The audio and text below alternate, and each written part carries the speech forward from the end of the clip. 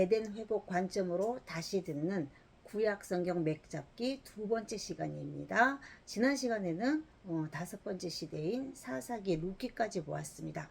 오늘은 계속해서 여섯 번째 시대인 사무엘상부터 시작하겠습니다. 사무엘상 시대에는 두 왕이 나옵니다. 사람이 구한 왕 사울과 하나님이 택한 왕 다윗입니다. 백성들은 사무엘에게 다른 나라 같은 왕, 우리를 위한 왕을 세워달라고 요구했습니다. 그 결과 세워진 왕이 사울입니다. 사울은 사람이 택한 왕, 우리를 위한 왕이었습니다. 이제까지 하나님이 이스라엘의 왕이 되어 인도하여 주셨는데 백성은 다른 왕을 세워달라고 요구했습니다. 이는 하나님께 대한 반역이었습니다. 그래서 하나님은 사무엘에게 저들이 너를 버린 게 아니요 나를 버림이라 고 말씀하시면서 마음 아파하셨습니다. 이스라엘이 다른 왕을 구한 일은 하나님이 왕 되심을 거부한 근본적인 죄입니다. 이는 사무엘 시대가 처음이 아닙니다. 에덴에서부터 인간은 자기가 왕이 되려고 선악과를 따먹었으며 출애굽 때는 금송아지를 만들고 하나님이 왕 되심을 거부했으며 사무엘 시대에도 하나님이 왕 되심을 거부하고 다른 왕을 구했습니다. 예수님이 자기 백성에게 오셨을 때도 종교 지도자들은 예수님이 왕 되심을 거부하고 이렇게 말했습니다. 가이사 외에는 우리에게 왕이 없습니다. 이렇게 인간은 늘 주님을 배반했습니다. 그렇다면 사람의 요구대로 세워진 사울 왕은 하나님의 뜻대로 이스라엘을 잘 통치했을까요? 그렇지 않았습니다. 사무엘상 15장에서 하나님은 사울에게 아멜렉을 진멸하라고 명령하셨으나 사람이 택한 왕 사울은 하나님께 불순종했습니다. 그 결과 사람이 택한 왕 사울은 폐위를 당하고 사무엘상은 사울 왕의 죽음으로 끝납니다. 사무엘상은 하나님을 버리고 세움을 받은 인간 왕의 말로가 어떠한지를 보여줍니다. 사울의 모습을 통해 우리도 진정한 왕이신 하나님을 버리고 내가 왕 노릇을 우리의 마지막이 어떠한지를 보여줍니다. 백성들의 요구대로 우리를 위한 왕으로 세워진 사울 왕을 통해 자기 자신을 위해 사는 사람의 마지막이 어떠함을 보여주었습니다. 사무엘상 17장에는 다윗과 골리앗의 싸움이 나옵니다.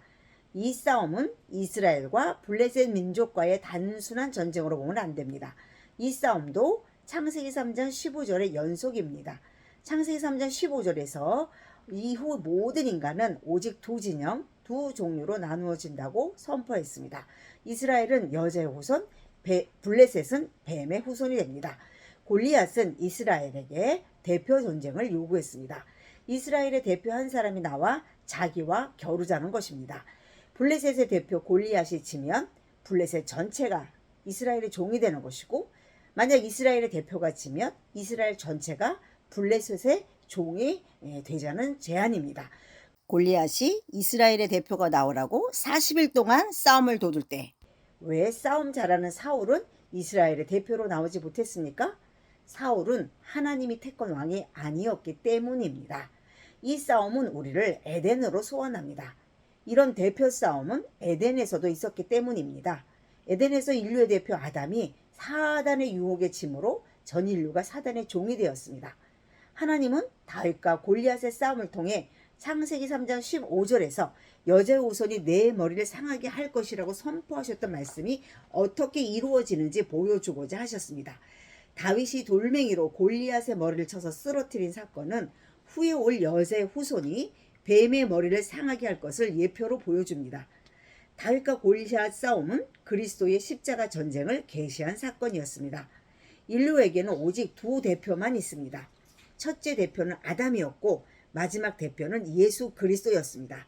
에덴에서 아담은 사단 마귀와 대표 전쟁에서 져서 온 인류가 마귀의 종이 되었습니다. 그런데 마지막 대표로 오신 예수님은 십자가에서 죽음과 또 부활하심을 통해 마귀의 머리에 치명상을 가했습니다. 대표 전쟁에서 이긴 것입니다. 다윗과 골리앗의 전쟁에서 다윗이 이김으로 이스라엘 모든 군대가 이긴 것 같이 인류의 대표 예수님이 마귀와의 전쟁에서 이기심으로 우리는 이기는 싸움을 싸우게 됩니다. 그래서 예수님은 요한복음 16장 33절에서 이렇게 말씀하셨습니다. 세상에서 너희가 환난을 당하나 담대하라, 내가 세상을 이기었노라. 다윗과 골리앗의 싸움은 창세기 3장 15절이 어떻게 성취이 되는지를 보여주었던 사건이었습니다. 이것이 구약 성경을 기록한 목적대로 보는 것입니다. 또한 다윗과 골리앗의 싸움은 드디어 하나님이 예비하신 다윗을 왕으로 드러내기 위해 하나님이 허락하신 일입니다. 그래서 사무엘상에는 하나님이 택한 다윗에게 기름을 부어 왕으로 세우는 모습이 나왔었습니다. 그런데 왕좌에는 여전히 사울이 왕으로 앉아 있습니다. 다윗은 기름 부음을 받았는데도 왜 왕위에 오르지 못했습니까? 하나님의 때가 되지 않았기 때문입니다.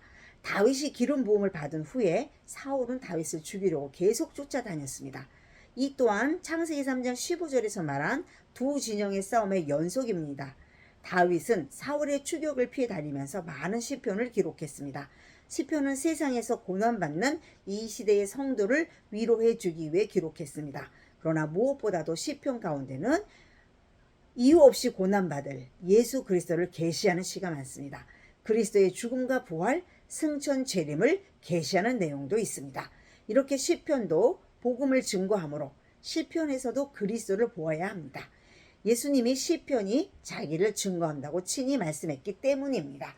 누가복음 24장 44절입니다. 내가 너희와 함께 있을 때 너희에게 말한 바 곧 모세의 율법과 선지자의 글과 시편이 나를 가리켜 기록된 모든 것이 이루어져야 하리라 한 말이 이것이라. 7번째는 사무엘 하 시대입니다. 사무엘 하의 주요 인물은 하나님이 택한 왕 다윗입니다. 사울이 죽은 후 다윗은 왕위에 오르고 제일 먼저 한 일은 바로 언약궤를 예루살렘으로 옮기는 것이었습니다. 시편 24편은 다윗이 언약궤를 예루살렘으로 옮겨올 때 노래한 시입니다. 이 시는 눈에 보이는 이스라엘의 왕은 다윗 자신일지라도 이스라엘을 통치하는 진정한 왕은 하나님이심을 인정하는 신앙 고백과 같은 시였습니다. 이후에 다윗은 나라를 통일하였고 하나님은 다윗의 나라와 왕위를 견고히 영원히 견고하게 해주겠다는 언약을 세워주셨습니다. 사무엘하 7장 14절입니다. 이를 다윗 언약이라고 말합니다.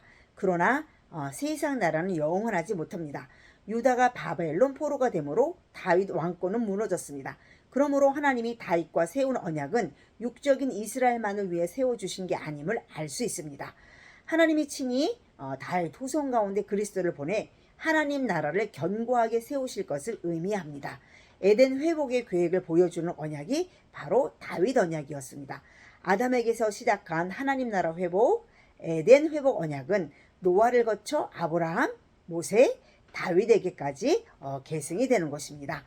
다윗은 하나님을 위해 성전을 건축해 드리고 싶었지만 다윗은 피를 많이 흘렸기에 하나님이 허락지 않으셨습니다. 그러나 하나님은 다윗에게 성전 설계도를 친히 손으로 그려주셨고 아들 솔로몬이 성전을 건축하게 하셨습니다. 다윗은 솔로몬이 성전을 건축할 수 있도록 자신이 먼저 헌신하여 금은 보석 등 재료들을 많이 준비했습니다.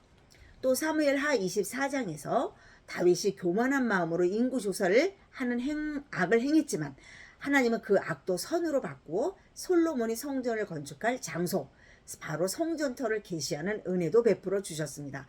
다윗은 왕위에 있는 동안에도 여러 가지 많은 상황에서 시편을 남겼습니다. 8번째 열왕기상 시대입니다. 솔로몬은 왕위에 올라 성전을 건축했지만 정략적으로 결혼한 이방 여인들이 솔로몬의 마음을 돌려 하나님을 떠나 우상을 섬기게 했습니다.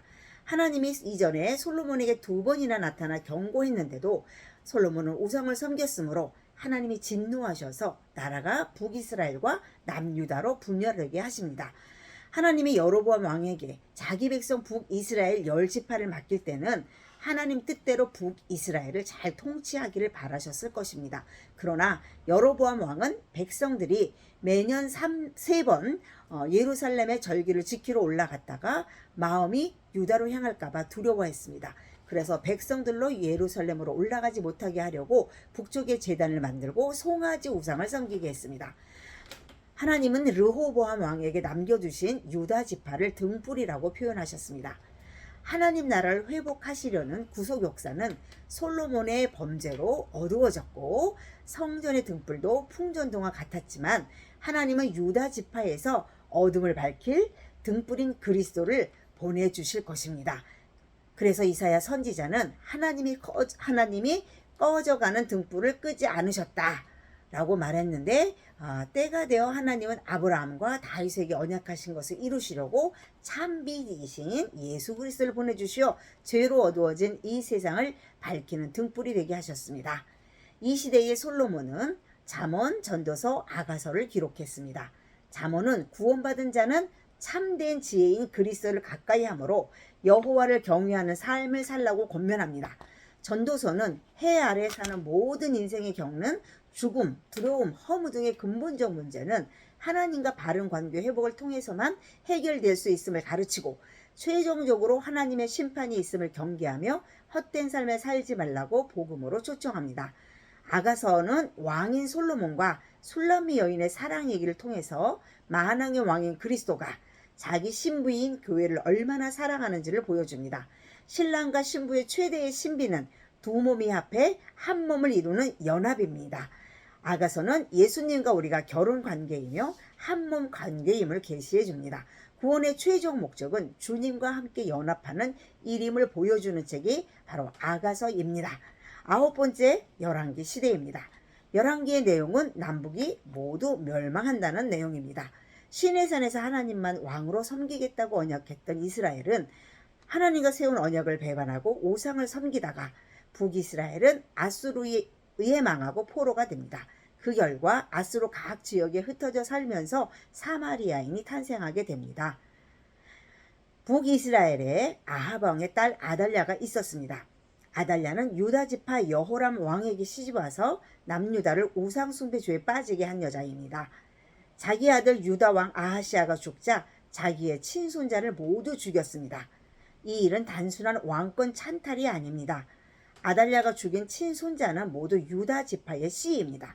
하나님은 유다 지파의 씨를 남겨서 예수 그리스도를 보낼 계획인데, 아달랴는 유다 지파의 씨, 언약의 씨를 모두 진멸하려는 악을 행했습니다. 여자의 후손이 오지 못하게 막으려는 사탄의 대적입니다. 창세기 3장 15절의 영적 싸움이 여전히 계속되는 모습입니다. 그러나 하나님은 다윗에게 언약하셨기에 위기 중에도 유다 지파의 씨인 어린 요아스 왕자를 성전에 숨겨주셨습니다. 6년 후 요아스는 왕위에 올라 유다 지파의 왕권을 이어가게 해주셨습니다. 인류 구원을 위한 하나님의 변함없는 사랑을 보여주신 것이죠. 그러나 요아스 왕도 후에는 하나님을 배신하고 우상을 숭배했습니다. 그 후 남유다는 계속 우상 숭배를 떠나지 않았고 결국 바벨론에게 망합니다. 하나님은 자기 백성이 망함을 원하지 않으셨습니다. 하나님 나라가 가나안 땅에 이루어지길 원하셨습니다. 그래서 남북이 망하기 전 많은 선지자를 계속 보내 백성들이 우상을 버리고 하나님께 마음이 돌아오라고 외치게 하셨습니다. 그래서 열왕의 시대를 선지자 시대 또는 포로 전 시대라고도 부릅니다. 하나님은 이 시대에 11명의 선지자를 사용해 하나님의 메시지를 문서로 기록하게 하셨습니다. 이사야, 에레미야, 호세야, 요엘, 아모스, 오바댜, 요나, 미가, 나훔, 하박국, 스바냐 등이 문서를 기록한 선지자입니다. 10번째는 포로 시대입니다. 북이스라엘이 망한 후 남유다는 100년 넘는 시간 지속되다가 바벨론에 망하고 포로가 되어 끌려갔습니다. 하나님은 가나안 땅이 에덴과 같은 하나님의 나라가 되기를 바라셨습니다. 그러나 남유다도 죄를 지음으로 가나안 땅에서 추방당했습니다. 마치 아담이 에덴에서 추방당하는 모습입니다. 사람이 자기가 거주하는 땅에서 쫓겨남은 하나님의 심판을 받는 모습입니다. 신명기의 언약적인 저주가 실현되는 모습이죠. 바벨론에 멸망당한 남유다 백성들은 죄에 대한 징계로 70년 동안 바벨론에서 포로 생활할 수밖에 없었습니다. 이때 제사장 에스겔과 유다 자손 다니엘을 선지자로 세워 포로된 남유다 백성을 위해 선지자로 활동하게 하셨습니다. 하나님은 에스겔을 통해서 유다 백성을 다시 예루살렘으로 돌아가게 하신다는 소망의 메시지를 선포하게 하셨습니다. 에스겔 36장 26절에서 28절을 보시면 이렇게 말씀하십니다. 하나님은 그들에게 새 영과 새 마음을 주어 다시 예루살렘으로 반드시 데리고 돌아가 내 백성이 되고 나는 너희 하나님이 되겠다고 약속하셨습니다. 그리고 에스겔 37장에서는 마른 뼈가 살아나는 환상을 통해 이스라엘이 어떤 방법으로 다시 가나안 땅에 돌아가게 하실지를 보여주셨습니다. 마른 뼈는 70년 포로 생활한 이스라엘이 자력으로는 가나안으로 다시 돌아갈 수 없는 상태를 의미합니다. 오직 하나님의 생기, 곧 하나님의 영이 마른 뼈에 들어가야만 살아날 수 있습니다. 하나님의 능력으로만 포로에서 자유를 얻게 됨을 계시합니다. 이 마른 뼈가 살아나는 환상은 마귀의 포로가 된 인류가 오직 성령의 능력으로만 자유를 얻고 에덴으로 돌아갈 수 있음을 동시에 계시해 주셨습니다. 다니엘서의 핵심은 하나님 나라입니다. 다니엘은 느부갓네살이 꾼 꿈을 해석해 주므로 장차 세상의 왕들 시대에 하나님의 한 나라, 즉 하나님 나라를 세울 것임을 계시했습니다. 하나님의 백성이 포로가 되므로 하나님의 이름이 모독당했으나 다니엘과 세 친구는 신앙을 지킴으로 하나님의 이름과 영광을 회복했습니다. 그러나 이스라엘이 가나안 땅에 돌아간다고 모독받은 하나님의 거룩한 이름이 완전하게 회복되는 게 아닙니다. 사단의 포로가 된 자들이 에덴으로 돌아와야만 하나님의 나라가 완전하게 회복되고 하나님의 거룩한 이름이 영광을 받으시게 됩니다. 11번째는 포로 귀환 시대입니다.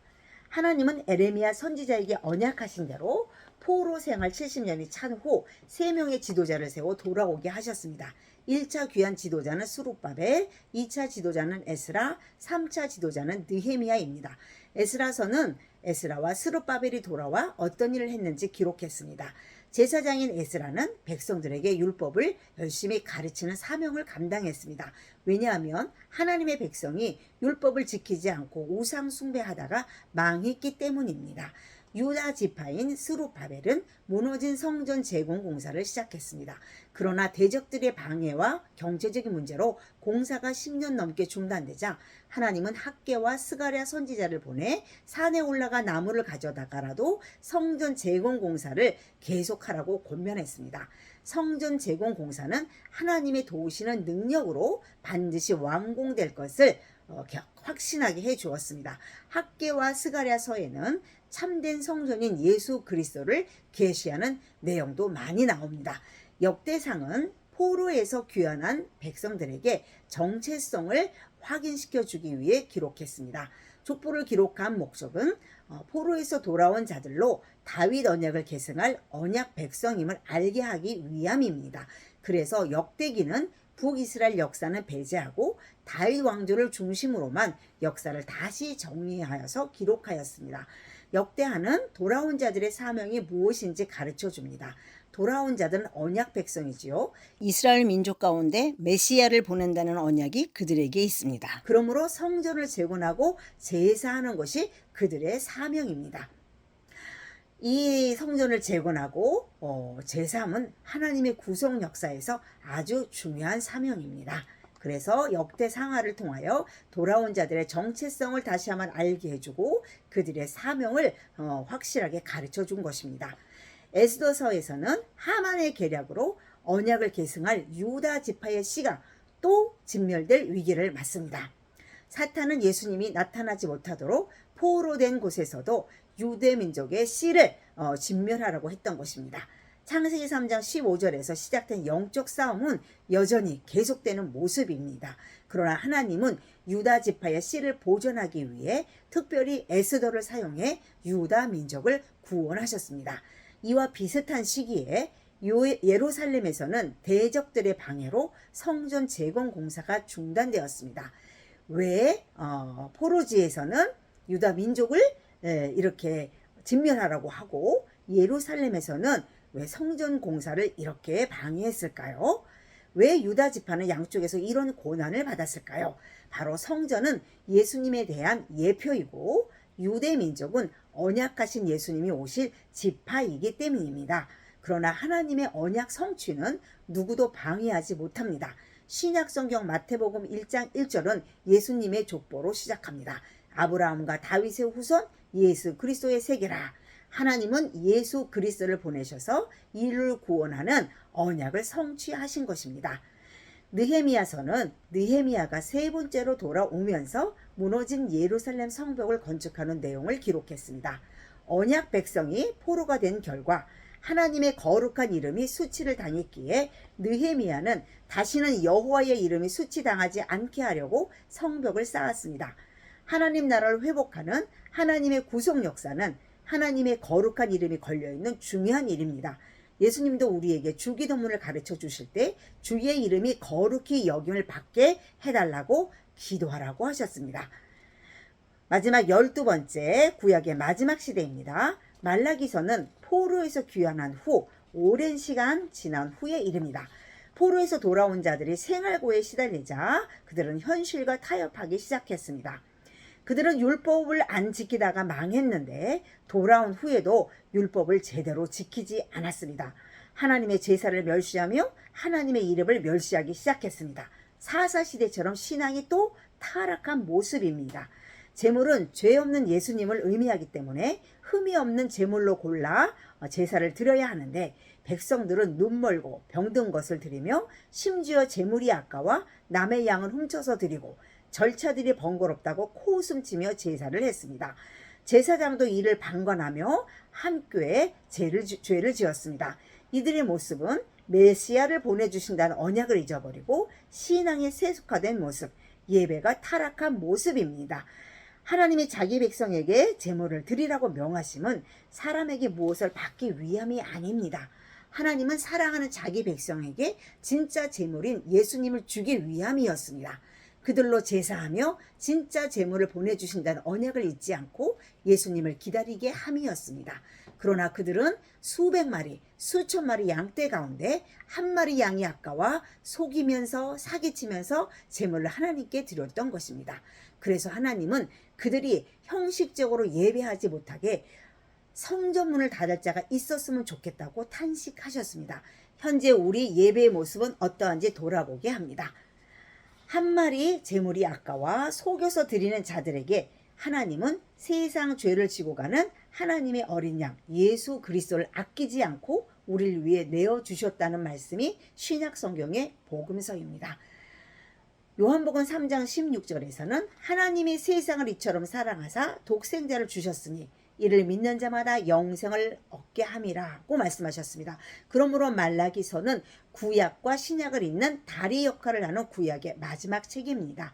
신구약 시대 모든 사람이 똑같이 예수님을 믿음으로 영생을 얻을 수 있음을 구약 성경은 증거합니다. 그러므로 구약 성경이 없었다면 예수가 하나님이 언약하신 그리스도임을 알 수 없었을 것입니다. 우리에게 구약 성경을 주신 하나님을 찬양합시다. 구약 성경에 언약하신 대로 예수님을 보내주시어 우리에게 영생을 주신 하나님을 찬양합시다.